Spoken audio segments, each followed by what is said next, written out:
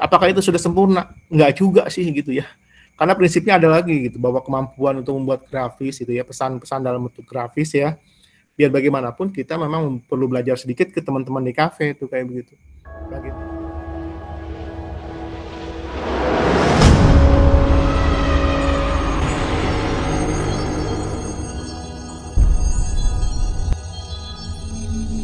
Assalamualaikum warahmatullahi wabarakatuh.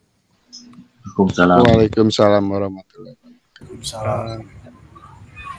Hari ini kita pertemuan terakhir untuk menghadapi UTS, jadi pertemuan ke-7 seperti yang telah diagendakan di pertemuan sebelumnya, bahwa kita akan melakukan secara tatap maya, perkuliahan tatap maya di pertemuan 1, 2, 7, dan 15 kayak begitu. Dan sekarang adalah pertemuan yang ketiga secara tatap maya.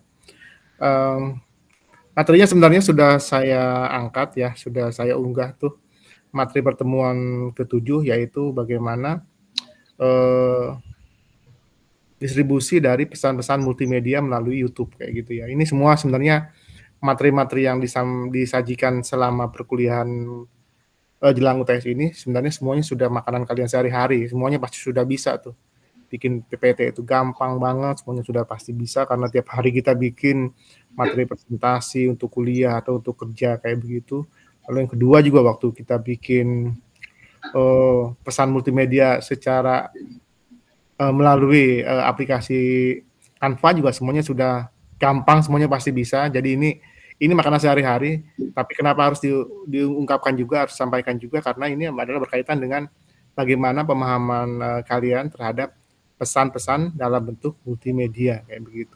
Intinya kayak begitu sih ya, bukan bagaimana kerja dengan PPT atau dengan apa namanya Canva gitu. Memang ada yang lebih sempurna lagi, bahwa untuk produksi konten-konten multimedia itu ada yang lebih sempurna lagi. Kalau untuk grafis sudah pasti itu sudah membutuhkan kepada aplikasi semacam Adobe Photoshop atau Corel Draw minimal kayak begitu. Dan kalau misalnya sampai naik ke misalnya ke dalam bentuk audio video ya, ada bentuk dalam multimedianya bercampur dengan audio video, otomatis kita sudah harus masuk ke Adobe Premiere atau ke Avid Media Composer kayak begitu. Biasanya saya pakai Avid Media Composer. Nah, kita akan lebih sempurna memaksimalkan dari produksi konten-konten multimedia seperti itu. Lalu pada konten terakhir, pada materi modul terakhir, modul 6 dan 7, saya tunjukkan bagaimana bermain-main dengan distribusi melalui blog. Ini kelihatannya aplikasi paling gampang gitu ya, paling gampang karena semua orang pasti mainannya ini sekitar, saya belajar bikin blog itu sekitar 13 tahun yang lalu atau 14 tahun yang lalu malah kayak begitu. Dulu masih baru kayak begitu, jadi masih norak kayak gitu ya, jadi masih giat banget bikin blog kayak begitu. Dan ini kenapa harus diulangi lagi kepada kalian, karena ini adalah cara paling gampang untuk memahami soal unsur channel, saluran kayak begitu. Karena selain ada aplikasi yang lain sekarang ya, media sosial kan memang memungkinkan banyak sekali, ada Facebook, ada apa namanya, dan seterusnya kayak gitu ya. Tapi blog adalah pelajaran pertama yang paling gampang untuk memahami bagaimana sistem aplikasi yang mendistribusikan pesan-pesan multimedia. Nah, melalui blog kita bisa menyampaikan pesan dalam bentuk teks, foto, gambar ya. Jadi kalau foto dan gambar itu bisa foto itu bisa foto yang hasil foto ya. Kalau gambar kan bisa berkaitan dengan animasi atau hasil gambar yang non fotografi kayak begitu ya. Lalu grafis tentu saja kayak begitu. Terus yang paling pasti bisa juga tuh pesan-pesan dalam bentuk audio video juga bisa disalurkan melalui blog kayak begitu. Jadi ini juga sudah sangat lengkap. Tapi memang pada akhir sekarang sudah menjadi ketinggalan zaman. Ya. Awalnya kan ya bagaimanapun perusahaan pun pada punya blog kayak begitu. Jadi bukan cuma pribadi. Kalau dulu kan ya yang karena bikin situs tuh mahal, terhitungnya mahal ya untuk pribadi ya. Jadi lebih banyak dimiliki oleh personal kayak begitu. Tapi perkembangan berikutnya itu perusahaan pun mencoba memelihara klien-kliennya atau nasabahnya dan seterusnya, itu membangun komunitas tuh melalui blog kayak begitu. Jadi blog ini juga sempat menjadi favorit juga tuh bagi organisasi untuk menyampaikan pesan-pesannya gitu ya secara non formal. Kalau yang formalnya kan melalui situsnya, situs resminya kayak begitu. Nah, yang pertemuan sekarang, yang terakhir ini, 7 ini, saya sampaikan melalui bagaimana mendistribusikan pesan multimedia melalui YouTube kayak begitu. Kenapa YouTube? Ya sekarang nggak bisa dipungkiri lagi, YouTube sudah menjadi aplikasi yang paling memanjakan kita kayak gitu. Jadi bagaimana pesan multimedia itu disalurkan dengan sempurna, dengan cepat gitu ya, dan masif kayak gitu. Jadi ini lebih maju dibandingkan blog. Secara fiturnya sebenarnya sistem kerjanya sama sih ya. Begitu kita masuk ke Canva, masuk ke blog, atau masuk ke YouTube sama tuh. Begitu kita harus punya akun ya, harus punya username, harus punya password. Ini sudah hafal semuanya, pasti sudah bisa kayak begitu. Setelah itu login, nah kita ketemu yang namanya sama-sama tuh semuanya punya yang namanya Content Management System atau CMS. Aplikasi Canva punya, aplikasi blog juga punya ya, YouTube juga punya kayak gitu. Cuma YouTube memang lebih rumit lagi, itu lebih banyak setting-settingnya tuh memang banyak. Terutama kalau kita bertujuan bagaimana pesan-pesan yang didistribusikan oleh YouTube ini bisa tersebar dengan luas. Kita harus mempelajari yang namanya SEO kayak begitu ya. Juga mencoba menarik algoritmanya halayak tuh supaya tertarik masuk ke akun kita untuk menyaksikan konten-konten kita. Pada akhirnya sekarang nih YouTube ini kan bukan lagi sekedar bagaimana berkreasi, menyampaikan, mendistribusikan konten-konten multimedia, tapi bagaimana menyalurkan konten-konten multimedia ini bisa mendatangkan uang, bisa mendatangkan nafkah. Dan tidak satu orang, dua orang yang bisa meraih nafkah tuh bukan cuma 1 juta, 2 juta, tapi sudah sampai ke angka miliar kayak gitu.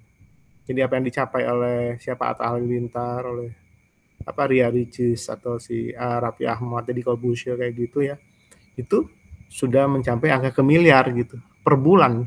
Jadi dari YouTube mereka sudah dapat uang banyak kayak begitu. Nah ini juga yang membuat tren ini belakangan membuat televisi sudah mulai harus siap-siap tergusur kayak begitu. Nah karena itu kenapa di perkuliahan kita ini juga wajib kita pelajari juga. Karena biar bagaimanapun sebenarnya ini juga tren yang tidak bisa kita hindari. Karena satu-satunya di saluran sekarang ini yang bisa diandalkan lagi bukan lagi televisi kayak begitu. Televisi sudah terlanjur mahal ya, transmisinya kan mahal, biayanya mahal tuh untuk membeli hardware-nya. Nah, YouTube ini yang menjadi pilihan utama sekarang. Bahkan organisasi besar, bahkan lembaga perusahaan-perusahaan besar yang tergolongnya tadinya raksasa tuh, yang menguasai kegiatan telekomunikasi dan komunikasi tentunya ya, semacam televisi, semua memanfaatkan media sosial ini. Jadi konten-konten TV sekarang juga didistribusikan melalui YouTube, melalui media sosial kayak begitu. Karena itu kita juga harus bisa ngulik juga. Ini saya kira semuanya sudah bisa ngulik sih, sudah punya rata-rata sudah punya akun, sudah bisa mainkannya. Paling nggak sekarang saya hanya meyakinkan bahwa pesan-pesan multimedia atau sistem komunikasi multimedia itu sekarang bisa disalurkan dengan sempurna melalui saluran yang bernama YouTube kayak begitu. Ini tidak bisa dipungkiri. Yang kedua sekarang sudah banyak juga tuh perusahaan-perusahaan raksasa yang kemarin perusahaan-perusahaan televisi itu ya. Sekarang sudah punya akun sendiri mirip YouTube tuh kayak gitu, kayak punya Indosiar dan SCTV itu namanya Video tuh kan ya. Itu kan model-model seperti YouTube sebenarnya, tapi itu internal juga tuh. Masih konten-konten mereka kayak begitu. Tapi ini arahnya adalah bagaimana mereka juga pengen punya saluran sendiri seperti YouTube. Jadi mereka terinspirasi bagaimana YouTube bisa meraih untung banyak ya, dan bisa mendistribusikan konten-konten mereka khusus di salurannya mereka sendiri itu secara resmi kayak begitu. Jadi mulai bikin semacam saluran eksklusif kayak begitu. Ya tapi tetap harus diakui sampai sekarang YouTube tetap tidak tergantikan oleh media manapun. Jadi tujuannya itu kenapa saya harus memberikan materi tentang produksi grafis dengan PPT, PowerPoint, dan Canva. Tujuannya adalah bagaimana kalian bisa memahami bagaimana produksi konten-konten multimedia seperti itu. Memang pada akhirnya ada yang lebih sempurna lagi tuh ya. Ada yang namanya Adobe Premiere ada Photoshop dan juga Corel Draw kayak gitu ya. Karena PPT dan PowerPoint dan Canva itu kan lebih diarahkan bagaimana membuat grafis. Tapi kalau untuk bagaimana membuat foto, tentu saja kalian kan sudah dapat materi dari fotografi. Nah, itu dari sana kayak begitu. Jadi kita saling nunjang nih. Ada fotografi, lalu ada multimedia. Satu lagi memang harus idealnya tuh ada tuh mata kuliah komunikasi grafis tuh ya. Jadi mirip-mirip kayak DKV kecil kayak begitu. DKV mirip DKV, desain komunikasi visual. Tapi yang lebih disederhanakan menjadi 14 pertemuan. Nah, ini bagaimana belajar bikin konten multimedia dengan Adobe Photoshop atau Corel kayak begitu. Tapi saya nggak tahu di kampus kita sepertinya tidak ada. Karena itu saya masukkan di sini, saya perkenalkan ada. Yang paling sederhana adalah bagaimana melakukan produksi konten multimedia dengan PPT atau PowerPoint atau dengan Canva kayak begitu. Belum sempurna, iya memang belum sempurna. Tapi sekarang paling nggak trennya adalah Canva itu sudah menjadi pilihan juga tuh kayak begitu. Karena kan tidak semuanya, mungkin ada teman-teman sudah ada yang ahli itu bikin pakai Adobe Photoshop atau pakai Corel. Tapi buat teman-teman yang tidak terlalu ahli, tentu saja bisa menggunakan memanfaatkan Canva kayak begitu. Apakah itu sudah sempurna? Enggak juga sih gitu ya. Karena prinsipnya ada lagi gitu, bahwa kemampuan untuk membuat grafis itu ya, pesan-pesan dalam bentuk grafis ya, biar bagaimanapun kita memang perlu belajar sedikit ke teman-teman di kafe itu kayak begitu. Bagaimana kita memilih warna, kenapa kita memilih warna biru, warna merah dan seterusnya, itu kan ada maknanya tuh. Jadi kita harus belajar sedikit semiotika kayak begitu tentang warna.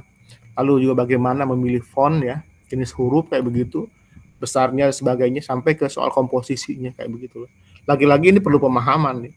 Memang Canva sudah memanjakan tuh. Tipe hurufnya sudah dipilih oleh mereka, sampai warna pun sudah dipilih. Tapi kita pun sebagai kreator bisa mengubahnya. Jadi hurufnya bisa kita ubah, besarnya, besar fontnya bisa kita ubah, sampai warna pun bisa kita ubah. Bahkan susunannya bisa kita ubah kayak begitu. Jadi template itu tidak mati-mati amat, tapi masih bisa diubah. Jadi tergantung kreativitas. Kalau kita misalnya sangat kreatif dan pengen menghasilkan karya grafis dari Canva itu secara lebih orisinal kayak gitu, maka template yang sudah ada tuh harus coba diubah lagi, kita kreasikan lagi kayak begitu. Jadi kita tidak terima mentah-mentah gitu apa yang disajikan oleh Canva kayak gitu. Nah, yang berikutnya begitu juga berkaitan dengan adanya blog dan blogspot dan YouTube, sama tuh penekanannya adalah bagaimana kalian bisa memahami sebuah proses komunikasi multimedia ya dengan pada tahap yang distribusi. Kalau ketika kita bicara bahas tentang blogspot dan PPT dan Canva adalah bicara tentang produksi, maka ketika bicara membahas tentang persoalan blogspot dan YouTube, kita bicara tentang distribusi kayak begitu. Jadi ini dua jalur yang terpisah kayak begitu. Tapi sama-sama karakternya sama-sama di Canva, blogspot dan YouTube bergantung pada internet. Jadi kita sangat butuh jaringan kayak begitu. Dan sistemnya sama. Kita harus bikin pendaftaran dulu, harus punya akun, harus nanti dapat username-nya, harus punya password-nya. Setelah itu kita masuk ke yang namanya CMS. Dan yang dibutuhkan di sini adalah bagaimana kemampuan kalian ya adaptif tuh dengan fitur-fitur yang ditampilkan pada setting-setting dari masing-masing aplikasi kayak begitu. Ini nggak perlu dari modul dari saya sih, kalian juga kulik dari YouTube pun banyak sih. Belajar sendiri itu banyak kayak gitu. Jadi kalian, saya yakin teman-teman kalian yang sudah punya PH itu lebih ahli dibandingkan saya. Bagaimana mengutak-atik YouTube tuh dalamnya tuh lebih ahli. Paling nggak untuk tahap pertama ini ya, kalau buat teman-teman yang memang belum terlalu familiar dengan YouTube, minimal tuh sudah bisa buka akun kayak begitu ya, sudah punya akun, sudah punya username, sudah punya passwordnya, terus bisa mengunggah kayak gitu ya, mengunggah konten. Tentunya setelah kontennya kita produksi tuh, di tahap sebelumnya di tahap produksi, entah melalui Canva atau pakai editing ya, misalnya kalau video kan pasti pakai editing tuh, pakai Adobe Premiere atau pakai Avid Media Composer. Nah begitu masuk ke YouTube sudah bisa mengunggahnya tuh, termasuk kita melewati tahap-tahapnya kayak begitu. Memang di modul yang saya buat tidak terlalu detail karena ini rata-rata sebenarnya saya yakin semuanya udah bisa sih gitu. Semua sudah bisa. Tinggal bagaimana tuh memasang trik-trik tertentu tuh ya. Tujuannya bagaimana algoritma si YouTube itu membuat konten kita tuh menjadi perhatian gitu. Yang itu yang susah. Target kita adalah di YouTube adalah bagaimana menggait viewers sebanyak-banyaknya. Lalu pada akhirnya mendapatkan subscriber yang sebanyak-banyaknya kayak begitu. Syukur-syukur setelah nyampe ke berapa 1000 ya, 1000 subscriber, 4000 jam ditonton, ya kita sudah bisa dimonetize kayak begitu, dapat uang kayak begitu. Nah, itu berarti sudah pintar tuh membuat setting-setting di CMS-nya YouTube kayak begitu. Lalu nanti pada tahap berikutnya setelah malam ini, setelah UTS baru kita akan masuk ke tahap bagaimana memaksimalkan fungsi YouTube, terutama pada fitur yang untuk streamingnya, untuk siaran live-nya kayak begitu. Ditambah lagi dengan aplikasi tambahannya, ada OBS kayak gitu ya, ada StreamYard kayak begitu, yang ini mudah-mudahan nanti ya bisa membuat kalian makin memahami bagaimana aplikasi dari komunikasi multimedia. Ingat di mata kuliah saya, hampir mata kuliah saya selalu berusaha tuh bagaimana mata kuliah ini bisa menjadi semacam perkuliahan aplikatif kayak begitu. Karena pada akhirnya kalau cuma belajar teori kan gampang tuh, nggak beli bukunya baca kayak begitu ya. Tapi bagaimana persoalan-persoalan multimedia ini diaplikasikan secara nyata kayak gitu. Jadi minimal teman-teman tuh sudah nggak kaget lagi kalau bikin suatu saat dapat tanggung jawab menjadi media spesialis atau jadi apalah konten kreator dan seterusnya kayak begitu ya. Itu nggak kaget lagi kayak begitu. Kita sudah terampil. Dan itu memang harus diaplikasikan, harus dipraktikkan kayak begitu. Monetasi itu kan bagian dari setting tadi tuh. Ya. Jadi kalau kalian memahami settingnya tuh ya, setting ketika awal tuh setting tuh ya, masuk ke setting tuh, bagaimana bikin kode-kode tertentu, bagaimana bikin tag ya, tag tuh yang penting tuh tag tuh sebenarnya tuh. Jadi kita kan kadang-kadang bikin tuh misalnya Arif Rahman, konten Arif Rahman, cara membuat cabai gitu kan ya. Nah, kamu kadang-kadang cuma pakai di tag-nya Arif Rahman, koma terus ya, terus cabe gitu kan ya. Nah, itu ada triknya tuh. Ternyata kalau yang triknya tuh dari pemilihan thumbnailnya tuh ya. Thumbnailnya kan kita bikin pakai Canva tuh ya. Itu sudah harus di-rename tuh pakai judulnya tuh. Di-rename pakai judul yang kamu pilih untuk di sana di judulnya itu. Diubah tuh jadi tuh. Situ tuh. Jadi sudah ada triknya tuh di situ tuh. Masukin thumbnailnya ke situ ya, terus nanti di tag-nya itu jangan tag-nya cuma Arif Rahman dan cabe, karena Arif Rahman belum terkenal kayak begitu di YouTube ya. Cabe mungkin banyak. Tapi kamu klik lagi kata kunci cabe itu, cari lagi di searching lagi di YouTube tuh, searching lagi kira-kira mana yang paling populer tuh. Paling populer, dikopas, judul itu dimasukin jadi tag-nya kayak gitu. Jadi memang triknya banyak sih, sampai nanti ada soal apa namanya, tidak ada apa namanya, konten ini tidak pernah diputar di Amerika kayak gitu, dipilih kayak begitu juga, terus bahasa Indonesianya segala macam, termasuk juga yang semacam apa ya, saya lupa tuh namanya ya, tipenya tuh di mana tuh. Kita cari yang paling populer tuh, misalnya perjalanan tuh ya, itu kan paling populer tuh, pilih itu tuh, jangan kekeh kita tuh pendidikan kayak gitu, karena pendidikan itu kan nggak populer. Jadi kadang-kadang ada triknya. Kadang-kadang kita yang paling populer tuh kalau misalnya film dokumenter nggak laku juga tuh, tapi kita pilih short film kayak begitu. Jadi harus, termasuk milih judulnya juga harus pinter tuh. Bagaimana judul itu memang spesifik, tidak dimiliki orang lain, atau kita meng-clickbait nama terkenal gitu. Misalnya kalau Arif Rahmansyah wawancara dengan Iwan Fals, jadi Iwan Fals yang ditonjolkan tuh. Iwan Fals ngomongin itu, jadi Arif Rahmannya nggak usah. Iwan Fals tuh. Iwan Fals ngomongin apa presiden 2024. Nah, itu kan lebih dahsyat tuh. Jadi kata kunci Iwan Fals-nya presiden 2024-nya kan hangat. Nah, itu jadi algoritmanya akan nyari ke situ. Nah, itu kita kopas lagi, masukin lagi ke tag-nya. Jadi triknya itu memang agak ini sih, perlu ngetrik juga kayak gitu. Banyak cara-caranya gitu kira-kira. Jadi beberapa, termasuk bikin hashtag di apa namanya, di deskripsi itu dikasih juga hashtag yang paling populer tuh. Cari yang nama populer, misalnya ya, karena Arif belum terkenal ya Iwan Fals yang ditulis hashtag Iwan Fals kayak gitu tuh ya. Sama lagi apalagi misalnya musik apa ya namanya ya, musik dia kan musik kritik sosial kayak begitu misalnya. Nah, itu ditampilkan tuh. Kadang-kadang malah konser gitu kan, konser misalnya itu lebih populer. Jadi harus pintar bermain-main di situnya tuh, di deskripsi dan seterusnya kayak gitu. Kalau akun Bapak sendiri tujuannya di monet nggak Pak? Atau untuk karya aja? Siapa? Punya akun Bapak gitu. awalnya cuma dokumentasi aja. Saya bikin saya lupa ya 6 tahun yang lalu apa 6 tahun yang lalu. Saya senang aja karena saya penggemar Iwan Fals ya kebetulan ya. Saya punya banyak, ada dulu tuh kalau misalnya dia konser tuh saya rekam videonya tuh dulu tuh kebetulan bagus di rumah TV-nya. Saya rekam. Terus karena supaya abadi saya dokumentasikan, saya masukkan ke YouTube tuh. Dulu nggak ada masalah, belum sampai kena royalti segala macam. Hanya itu. Terus lama-lama ternyata itu yang mengundang penonton, mengundang viewers kayak gitu. Lama-lama akhirnya bikin konten, lama-lama ya akhirnya dimanfaatkan aja buat segala macam. Walaupun begitu saya masukkan konten tutorial perkuliahan, jeblok tuh itu saya tuh monetis saya tuh, karena itu kan yang nonton nggak banyak kayak gitu. Tadinya waktu bikin konten pegadaian tuh malah laku tuh, malah itu yang mendatangkan uang tuh. 1 bulan tuh bisa $35 dari satu konten pegadaian tuh. Nah justru malah konten tutorial itu yang bikin jeblok. Jadi harusnya 1 bulan tuh dapat 70 kayak gitu ya, turun jadi 50. Itu kan sayang tuh kayak gitu. Sayang banget hilangnya kayak begitu. Jadi itu harus spesifik sih, memang kita harus milik-milikan ya.